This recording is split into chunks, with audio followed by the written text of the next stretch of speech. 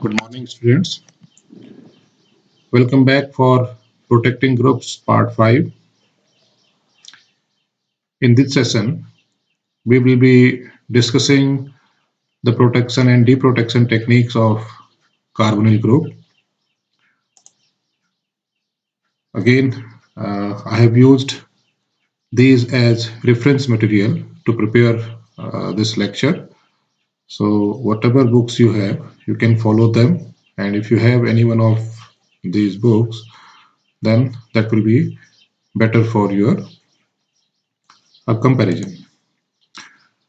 So far, till Protecting Group Part 4, we have been discussing about the protection, deprotection, what are its need, and in last session we have discussed about the protection and deprotection techniques for hydroxy group using various reagent systems, and we have also discussed the application of hydroxy protection in synthesis as well as retrosynthesis.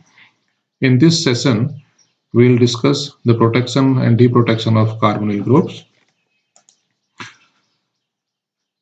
Usually ketones and aldehydes means carbonyl groups are generally protected by uh, forming their acetal or ketal derivatives like shown in this slide. Carbonyl compound by using methanol under acidic medium will form corresponding ketal or acetal. Similarly, if we use diols, then we'll end up with 1,3-dioxolane if the after protection you will get a five-membered ring having these two oxygen. This ring, five-membered ring, is known as 1,3-dioxolane, whereas if you use 1,3-diol for protection of carbonyl group, we'll get a six-membered ring which is known as 1,3-dioxane. Let's see the characteristics of carbonyl acetalization. We know that the reactivity of carbonyl group uh, follow the order of this must be an aldehyde. Sorry, there is a typo error. So aldehydes are more reactive than ketone. Acyclic ketones are more reactive than cyclic ketone. Even in cyclic ketone, six members are more reactive than five membered, and the sterically hindered ketones are least reactive. It means sterics plays a crucial role in the reactivity of carbonyl group. After protection, whatever acetals you will have, these acetals are very useful for protection technique. Why? Because they are stable towards strong base, they are stable towards nucleophilic reducing base, they are stable towards organometallic reducing reagent like RMGX and RLI. You know that these two reagents, organometallic reagents, are highly reactive. They are also stable towards oxidation under non-acidic conditions, and they are stable towards the metal mediated reduction, that is sodium or lithium in liquid ammonia reduction techniques. And how the acetals can be deprotected. The most common technique for deprotection of acetals is by using acid catalyzed hydrolysis. We can also have the selective deprotection of acetals that can be determined by the relative rates of hydrolysis, as we have seen in previous slide, how the sterics as well as inductive effect and stereochemistry electronic effects influence the reactivity. Similarly, the stability of the acetals and ketals also affected by the steric effect, also affected by the inductive effect or stereoelectronic effect, means electronic effects and steric effects if the effect affects the stability of corresponding acetals and ketals. Examples are shown here. You can see the rate of cleavage of 1,3 dioxane derivatives is shown here. In this case, The highly substituted 1,3-dioxane system has faster rating compared to the unsubstituted because of the more inductive effect as well as this stereoelectronic effect. These group will make this system more nucleophilic. Therefore, during acid deprotection, this H positive can easily interact with these two oxygens, and cleavage will be easier. We know that ketones and aldehydes have pi star orbitals as the LUMO, as shown here. This is the bonding orbital. Whenever you construct an orbital diagram or orbital depiction for bonding as well as anti-bonding orbitals, during bonding orbitals in heteroatom containing molecules, the size of lobe, this orbital lobe, will be bigger at heteroatom, whereas in anti-bonding situation, the size of lobe at less electronegative carbon will becomes bigger. So you must know this kind of depiction. This nucleophile or base will interact with this anti-bonding orbital to transfer the electron to give 1,2 addition, whereas base interacts with the alpha hydrogen uh, to give such kind of pi star transfer of electrons. Let's start the protection of carbonyl group by OO acetylation, means using diols or some other acetyl forming reagents. First, dimethyl acetals by using trimethyl orthoformate or any kind of trialkyl orthoformates.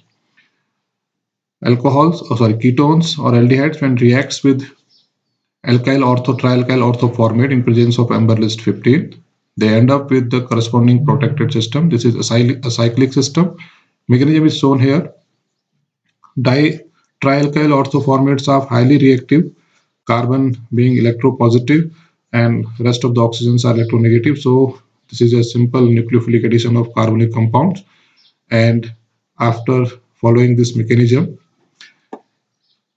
you will get the mono protected as or mono protected carbon group. This is known as hemiacetal or hemiketal. After the following the same mechanism, you will get the corresponding acetal and ketal. Now, how the deprotection can be achieved? Deprotection, we know that simple acid treatment of such compounds will give us back the starting material. Mechanism is shown here. Under acidic medium, again, this oxygen will interact with the proton, and subsequent removal of corresponding alcohol and then hydrolysis will end up with this starting material. Second technique of protection by using ethylene diol or neopentyl diol systems. Carbonyl compounds, when treated with 1,2-diol using catalyst, then corresponding 1,3-dioxylane of protected carbonyl group will be achieved. Similarly, this neopentyl diol acetal, again this is a 1,3-diol, 1,2,3, 1,3-diol. So we'll get 1,3-dioxane system as a protected molecule. Condition will remain same. Only protecting diol we have change in its structural only. Catalyst for acetal protection, we can use PPTS. This is pyridinium paratoluene sulfonate that we have already studied in during protection of hydroxy group. Ethylated trifluoroborate, ethylated borane, TSOH or amber list 15. Deprotection can be achieved by using simple acidic conditions, toluene sulfonic acid in water, 5% HCl in THF, or even amber list 15 in acetone and H2O. So the mechanism of protection as well as deprotection will remain same as we have discussed in previous slide. Now, depending on the strength of acid, The acid catalyzed acetylation of alpha beta unsaturated ketones may lead the double bond migration. In previous slide, we have seen that for cyclohexanone, when we used this 1,2-diol under acidic medium, we have ended up with 1,3-dioxylane protected molecule. However, when we have alpha beta unsaturated system, in this case, you can see that with protection, migration of double bond has also been observed here. So how it happens? It is shown in this mechanism. First step is simple nucleophilic addition of alcohol with carbonyl group. Then subsequent acid treatment will lead the dehydration. And after this dehydration, the gamma hydrogen of this molecule, which is acidic, so the deprotonation of gamma hydrogen will lead the migration of or rearrangement of this molecule, this oxonium ion, to give a double bonded system.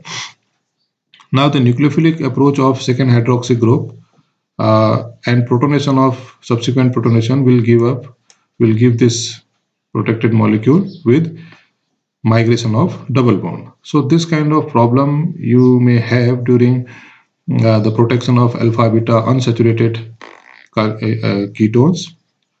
Thus, to avoid this kind of issues, if we use a diol which is silylated, such as 1,2-bis trimethyl silyloxyethane, this is,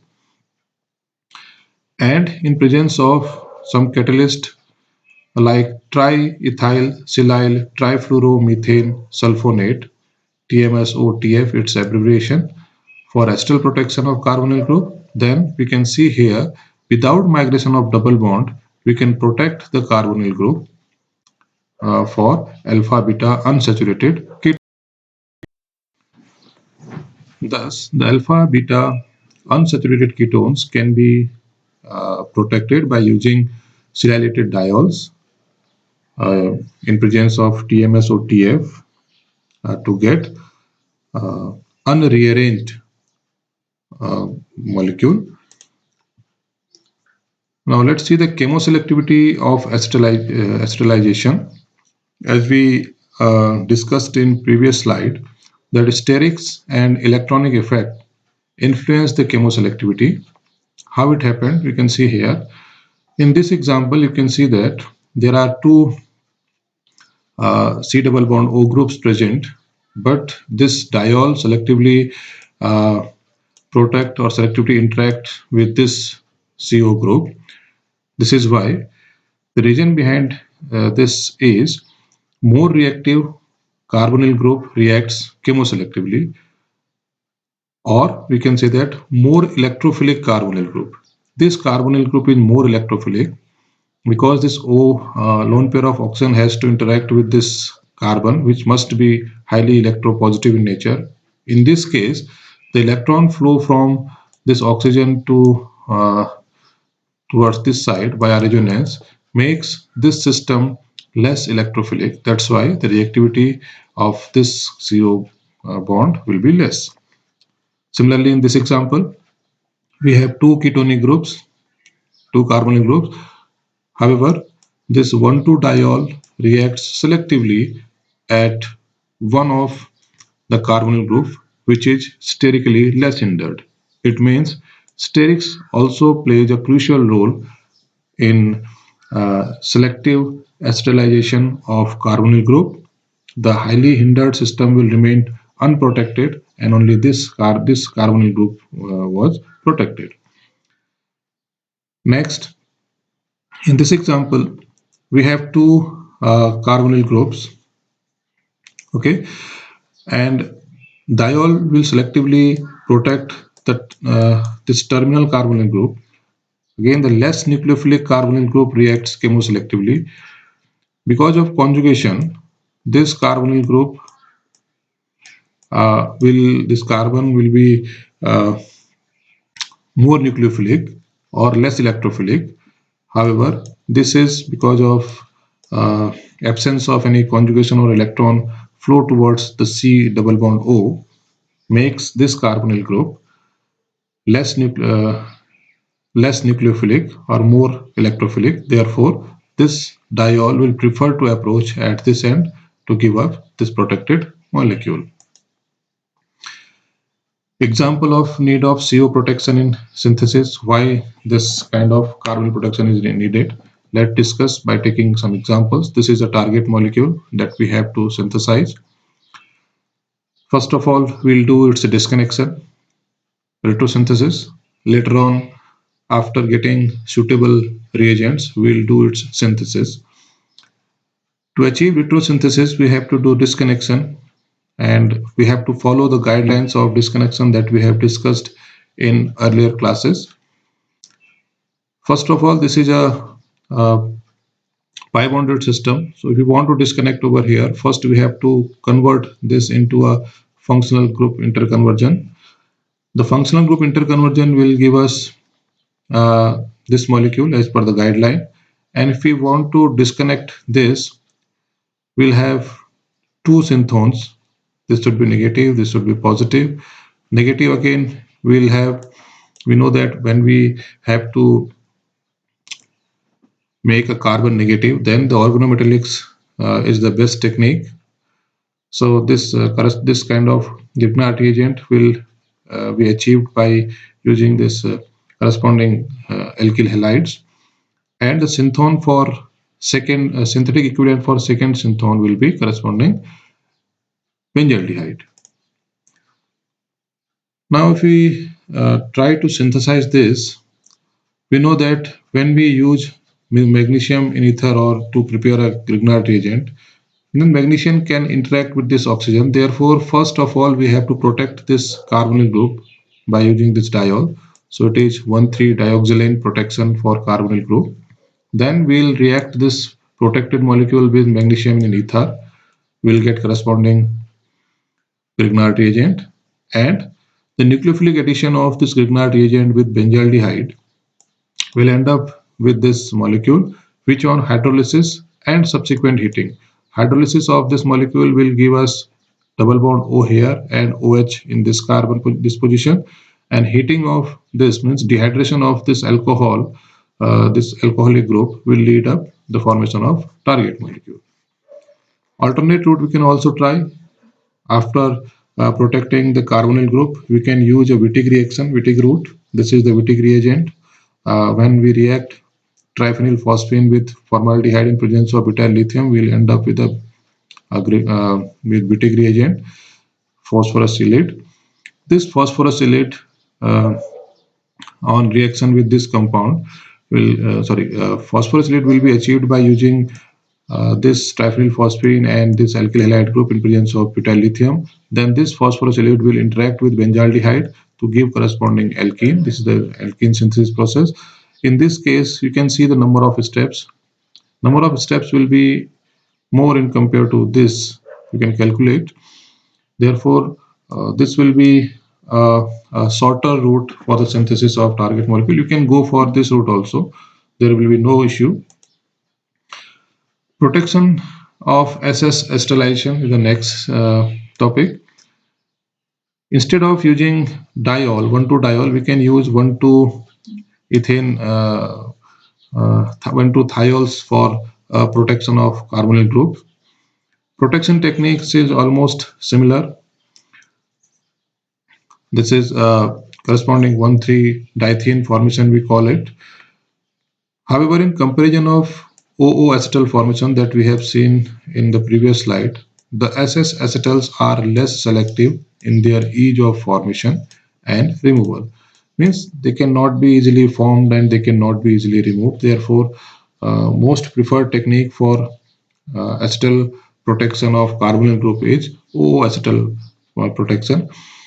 The cleavage of thioacetal, these are thioacetals, is often required toxic and hazardous mercury 2 salts, as seen here, HgCl2, for deprotection. Hence, this is a less attractive protection technique for carbonyl group. Deprotection can be achieved by using HgCl2 in CaCO3 acetone. Other deprotecting reagent we can have other salt of mercury HgClO4 in methanol and in CHCl3, and bromosuccinimide in acetone at 0 degrees Celsius may be one of the choice, and I2 iodine in DMSO, similarly metachloroperbenzoic acid in acetic anhydride, DDQ in CH3CN are some of the examples of other deprotecting reagents for these 1,3-dithiene or thioacetal protection. Aldehydes are selectively protected in presence of ketone. If you have two carbonyl groups, one will be aldehyde and other is ketonic group, then this thiol will be preferentially approached at this end because of the thiols. These are less basic in compared to the diol. Therefore, we need to have a more reactive group to interact with this thiol. We know that aldehydes are more reactive than ketone. Therefore, selectively the aldehyde group will protect it and ketonic group will left alone. If we have alpha beta unsaturated ketone, so double bond migration you will not achieve in this case. So that is one kind of benefit we'll have for this 1,2 thiol instead of 1,2 diols. We have seen in previous examples that 1,2 diols there was a migration of double bond, whereas if we use 1,2 thiol, this kind of migration will not possible. Therefore, we can use, if we have to protect one alpha beta unsaturated carbonyl compound, then the thiol protection is maybe one of the choice for you.